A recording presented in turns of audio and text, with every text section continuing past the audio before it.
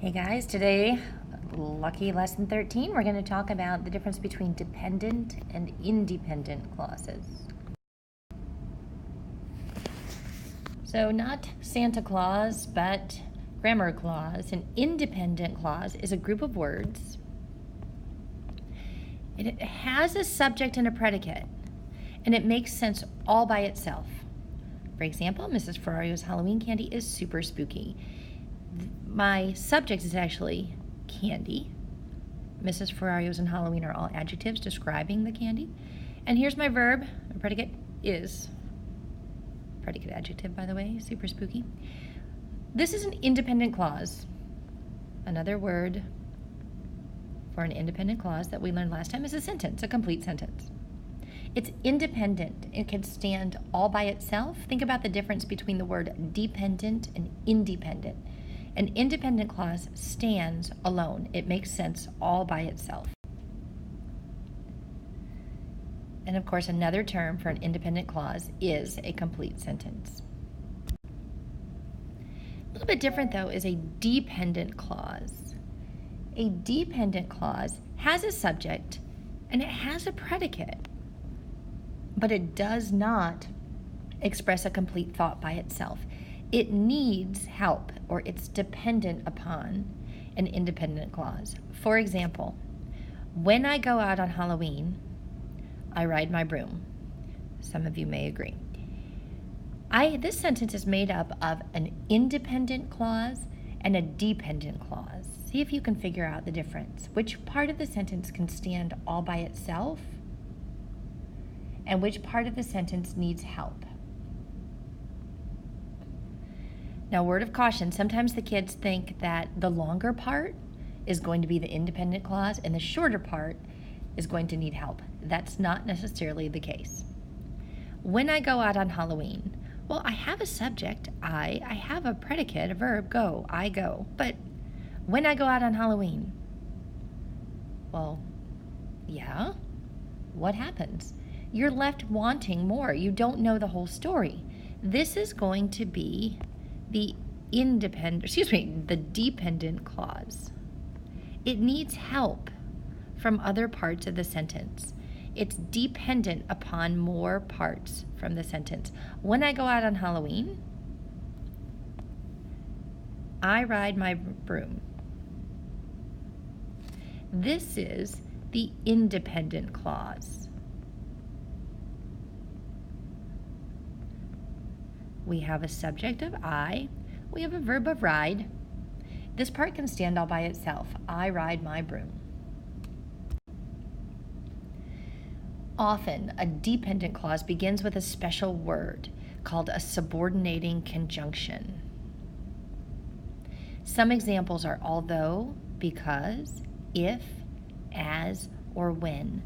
Another example would be while. Because there was a full moon, he turned into a werewolf.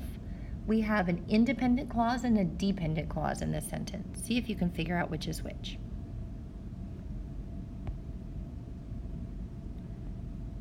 Because there was a full moon. This is our dependent clause. It needs other parts of the sentence. He turned into a werewolf. This is our independent part of the sentence.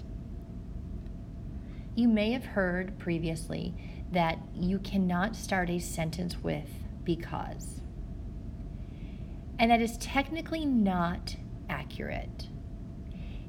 However, if you stopped the sentence because there was a full moon, and you stopped your sentence right there and said that this was a full sentence because there was a full moon, period, that is not a complete sentence, because it's only a dependent clause. However, by adding the independent clause, he turned into a werewolf, we have made a complete sentence. So yes, you can technically start a sentence with the word because, as long as you provide an independent clause to go with your dependent clause. When a dependent clause is at the beginning of a sentence, it's separated from the independent clause with a comma, not at the end. At the end of the sentence, we don't use a comma. And dependent clauses can go at the beginning or the end. So if you trick or treat at my house, you will receive fruit. not really. I give out good candy, but don't come to my house. If you trick or treat at my house, here is our dependent clause. It needs other help from the sentence. Dependent clause. You will receive fruit. This is my independent clause. Notice that I put it at the beginning of the sentence, and so I need to separate it with a comma. If I switch that sentence around and wrote, you will receive fruit if you trick or treat at my house, I do not use the comma. If I put the independent clause first, followed by the dependent clause, no comma in that case. So let's look at my sentence. I love Halloween because it is a spooky time of year. This is a sentence that has a dependent clause and an independent clause. See if you can figure out which is which.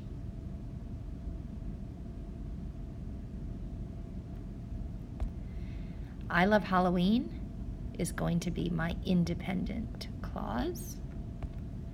Because it is a spooky time of year is going to be my dependent clause. Notice I do not use a comma because the dependent clause follows the independent clause. When I was young, I dressed up as Dorothy from The Wizard of Oz.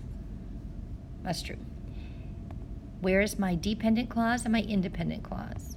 In this case, the sentence starts with the dependent clause.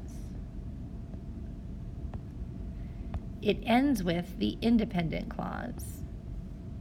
So notice that I do have a comma here because my dependent clause comes first.